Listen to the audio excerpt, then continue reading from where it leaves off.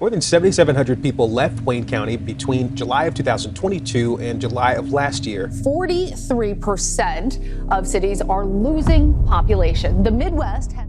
Half of America now sits strikingly empty. What hidden forces are gutting these states? And which one tops the list for 2025? The answers may upend everything you think you know about the American dream. Number 9. New Hampshire. The Granite State wears its beauty like a badge. Rolling forests, sparkling lakes, and mountain vistas that turn every fall into a postcard. But for people dreaming of a quiet life here, another number hits harder than the view: property taxes. New Hampshire's effective property tax rate sits near the top of the nation, ranging from 1.6% to just over 2% of a home's value. That means the average homeowner pays around $6,400 a year, and in some towns, rates climb well above $11 for every $1,000 of assessed value. Picture a modest house in Portsmouth. Taxes alone can run you over $5,500 a year. There's a twist. New Hampshire skips the usual state income and sales taxes, so on paper, it looks like a haven for retirees and families watching their budgets. But in reality, local governments make up the difference by leaning heavily on property taxes to fund schools, roads, and services. For anyone on a fixed income, especially retirees, that yearly bill doesn't care if your pension or Social Security checks are stretching thinner each year. Even as the state phased out its last tax on investment income, property owners never got a break. Real estate agents across New Hampshire have gotten used to the same stunned faces when buyers see the numbers. A $400,000 home, a starter by local standards, can carry a tax bill of $7,000 or more. In places like Sullivan County, rates can eat up 2.6% of your home's value every single year. County lines don't always bring relief either. Carroll County is the lowest at 1.1%, but that's still higher than what you'll find in most of the country. Snow is another constant. More than 70 inches each winter is routine, and storms can bury towns for days. That means higher heating costs and more days stuck inside, especially in the northern hills. For families and retirees, the combination of steep property taxes and tough winters can turn a dream move into a financial squeeze. New Hampshire offers safety, good schools, and a sense of community that's hard to match. But the reality is clear. The price of living in this picture-perfect state is paid every year, and it's written right on the tax bill. Number 8. Nebraska. The Cornhusker State stretches out in every direction: flat prairies, endless sky, and fields that seem to roll on forever. At first glance, it looks like the answer for anyone searching for small-town peace and affordable living. Median home prices hover around $300,000, well below the national average, and there's no shortage of space to call your own. But for many Nebraskans, the dream of staying put starts to fade once the reality of the job market sets in. Nebraska's economy runs on agriculture, livestock, and energy. It's a place where corn and cattle are king, and where most jobs are tied to the land. For young adults hoping for a future beyond the family farm, the options narrow quickly. Outside of Omaha or Lincoln, career paths can feel like a dead end. High school graduates who want to work in tech, healthcare, or the arts often find themselves packing up and heading out, chasing opportunities that just aren't here. Even remote work isn't a simple fix. Spotty broadband and limited networking keep Nebraska off the map for many digital professionals. Life on the prairie comes with its own set of risks. Nebraska sits squarely in Tornado Alley, averaging 28 tornadoes a year. Spring storms can flatten barns and rip up entire neighborhoods with little warning.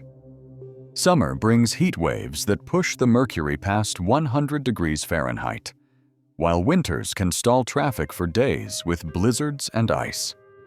For families, these weather extremes mean extra costs, insurance, home repairs, and long stretches spent indoors waiting out the next storm. The cost of living is low, but so is the ceiling. Wages in rural towns lag behind the national average, and with agriculture increasingly automated, fewer hands are needed in the fields. Small businesses struggle to keep their doors open when the next generation leaves for the city. In places like McCook or Alliance, it's not uncommon to see empty storefronts on Main Street and for sale signs that gather dust for months. For some, the quiet and the wide open space are worth the trade. Retirees and families looking for a slower pace can find community and comfort here. Nebraska offers Friday night football, neighborly help, and a sense of belonging that's hard to find elsewhere. But for young people with big ambitions, the prairie promise often comes with a catch. If you want more than what's always been, you may have to leave it behind. Number 7. Maine. This is a state where the coastline runs for thousands of miles, dotted with lighthouses and rocky coves, and where the forests seem to roll on forever. Yet for all that beauty, there's a quiet crisis playing out beneath the pines and along those harbors. Maine's population hovers around 1.3 million, but every year, more young people pack up and leave than stay behind.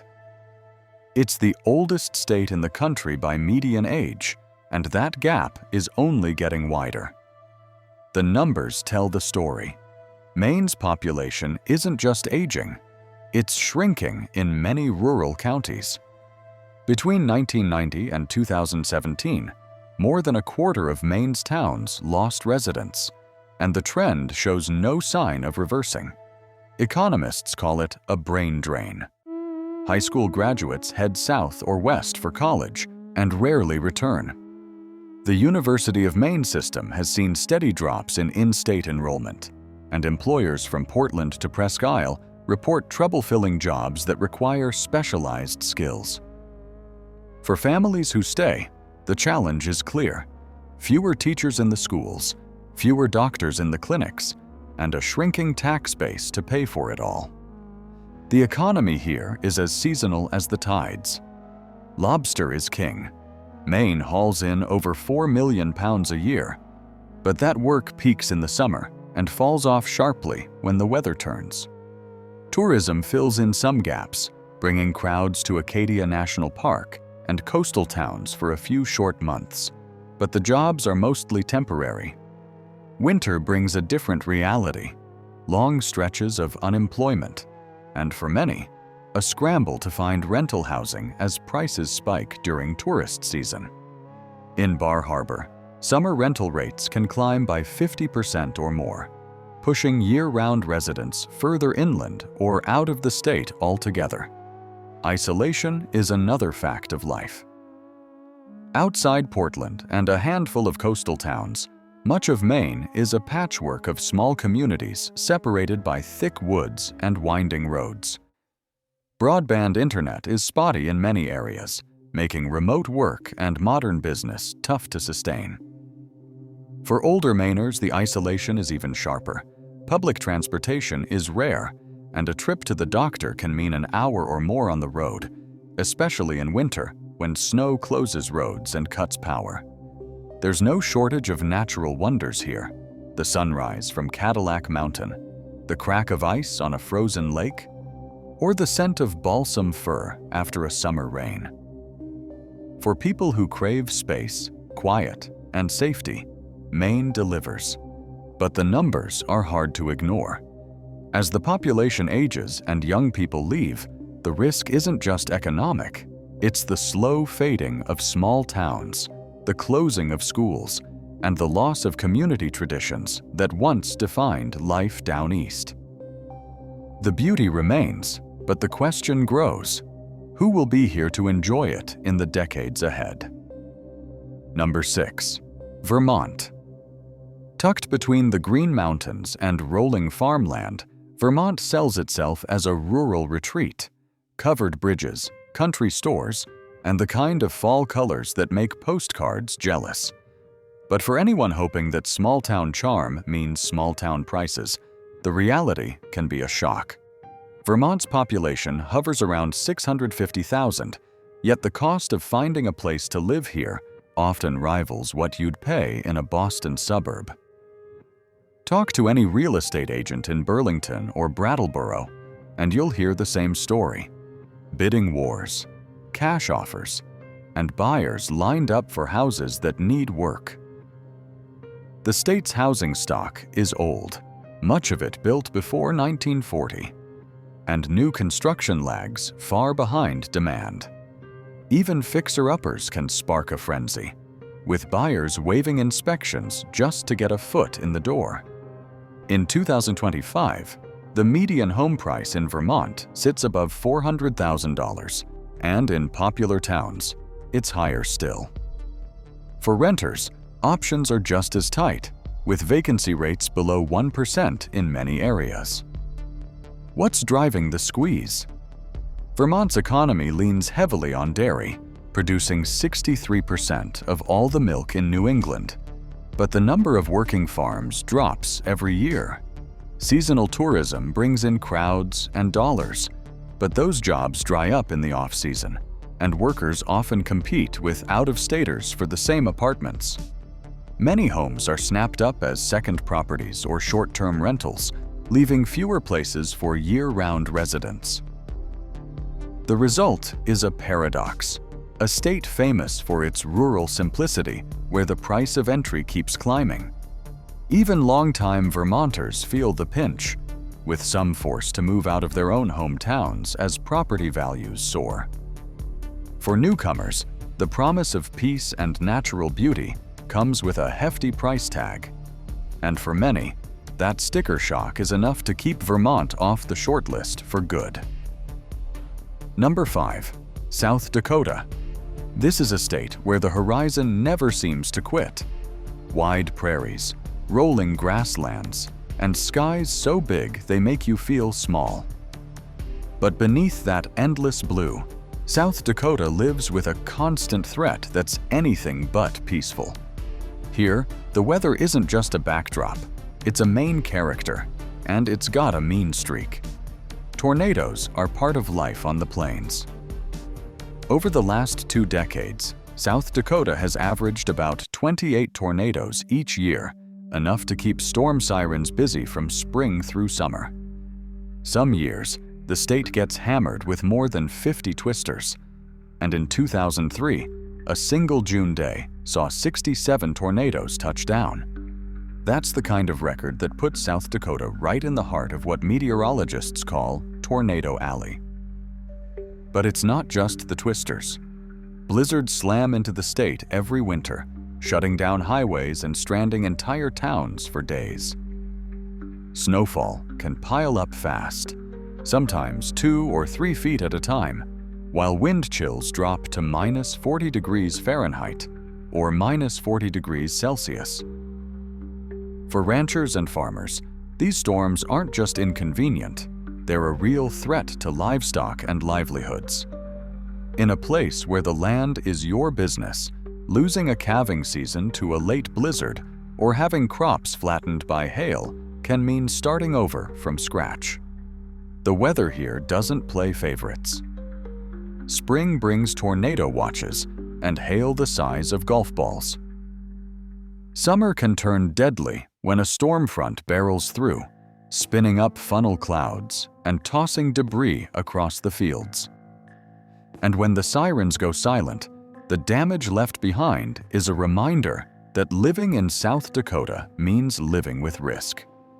For families, it means having a storm shelter, a backup generator, and a plan for when the power lines come down. For newcomers, the beauty of the Badlands and the open prairie comes with a warning. The elements here don't just shape the land, they shape the people who call it home. North Dakota is the kind of place where you can stand in the middle of the road and not see a car for miles, because there might not be anyone around to drive one. With a population just under 780,000, it's a state that's seen its fortunes rise and fall on the back of oil and agriculture. When oil prices soar, towns like Williston and Dickinson have trouble building enough apartments to keep up. But when the market crashes, the jobs vanish just as quickly, and so do the people. During the last bust, vacancy rates in the Bakken region shot up, leaving behind empty neighborhoods and shuttered storefronts. You'd think that would make housing cheap, and in some ways it does. The median home price hovers around $260,000, well below the national average. But affordability is only half the story. In North Dakota, a low mortgage doesn't buy you much in the way of amenities. Outside of Fargo or Bismarck, you'll find few restaurants, limited shopping, and even fewer entertainment options. For professionals who move here chasing oilfield paychecks or teaching jobs in rural schools, the trade-off is clear. Steady work, if you can get it, but not much to do after hours. The weather is its own kind of test. Blizzards sweep across the plains, closing highways and stranding entire towns. Winter temperatures can plunge below -30 degrees Fahrenheit, or -34 degrees Celsius, and wind chills make it feel even colder. For weeks at a time, life slows to a crawl. It's no wonder that many who arrive for the promise of high wages eventually pack up and leave when the next downturn hits or the cold becomes too much. North Dakota offers clean air, low crime, and a strong sense of community for those who stay. But for most, it's a place where the realities of isolation and boom-bust economics make it a tough sell for putting down roots. Montana often feels like a dream for anyone craving wild space, endless prairies, jagged peaks, and skies that seem to go on forever. But there's a catch to all that beauty. This is a state where nature doesn't just dazzle, it has teeth. Around 1,800 grizzly bears still roam here, more than anywhere else in the lower 48. For retirees drawn to the promise of peace and natural wonder, that means sharing trails with some of the continent's most unpredictable wildlife. Encounters aren't rare. Grizzlies have been spotted just outside small towns and even near popular hiking routes. The risks don't stop with wildlife. Montana's summers bring a different kind of threat. Wildfires that can turn blue skies into a haze of smoke for weeks at a time. Broadband internet remains spotty in large swaths of Montana, making it tough to get real-time alerts or stay connected during emergencies. Montana's wilderness is a magnet for those who want to unplug, slow down, and soak up the scenery. But here, paradise comes with its own set of claws, sometimes literally. For anyone hoping to settle in Big Sky country, the rewards are real, but so are the risks. Wyoming is a state where the silence feels endless, broken only by the wind whipping across the plains. With just over 580,000 people spread across nearly 98,000 square miles, it's the least populous state in America, and its emptiness is more than just a matter of geography. The economy here has always depended on what's buried beneath the surface: coal, oil, and natural gas. But as the world shifts away from fossil fuels, Wyoming's financial foundation is eroding fast. Since 2011, coal severance tax revenue has dropped by 41%, and in 2025, federal royalty rates on coal were slashed from 12.5% to 7%, cutting $50 million a year from state coffers almost overnight. This isn't just a budget problem. It's a crisis that touches every corner of life. 1 in 4 Wyoming workers holds a government job, a ratio unheard of anywhere else, and the shrinking revenue means schools, roads, and emergency services all face hard choices. For people living in places like Campbell County, where coal once paid for everything from playgrounds to fire trucks, the reality is now bare bones. When the mines slow down, so does everything else. Isolation is part of the deal. Towns are separated by long stretches of highway, and infrastructure is thin. A rural healthcare worker might drive 100 miles through snow and wind just to reach a patient, knowing that help is hours away if something goes wrong. The wind never really stops here.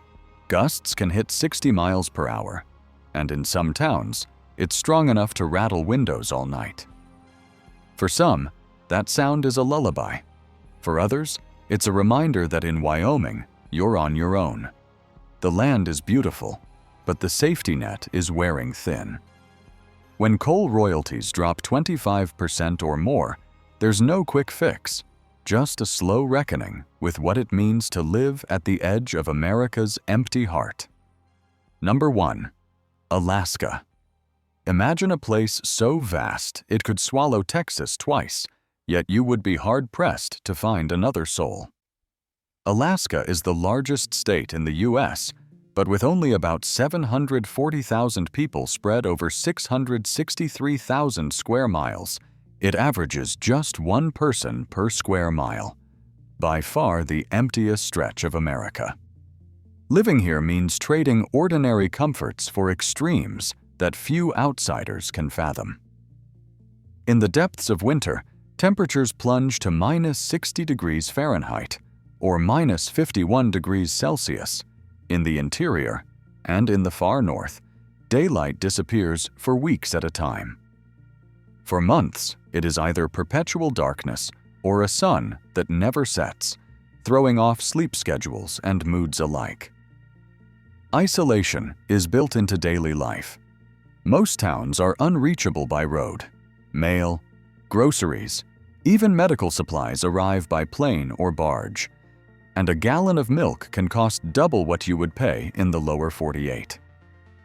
Shipping premiums drive up prices on everything from fuel to fresh produce, and weather can ground deliveries for days.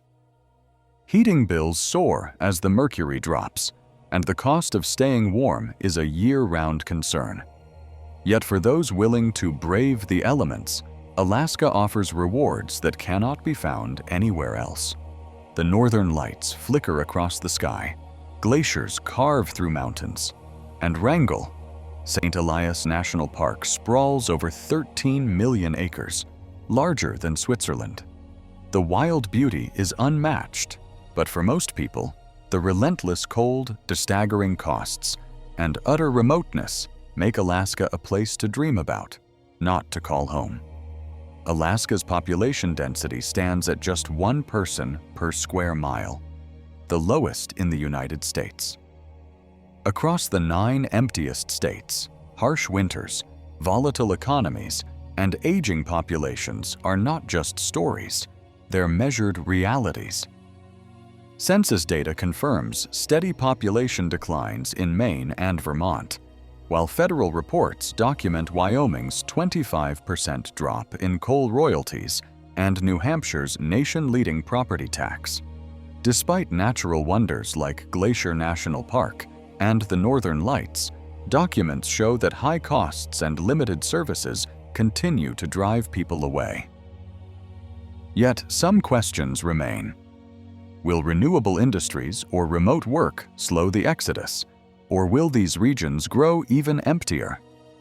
What is clear, from government records and housing statistics, is that natural beauty alone cannot reverse these trends. For now, the evidence points to a simple truth.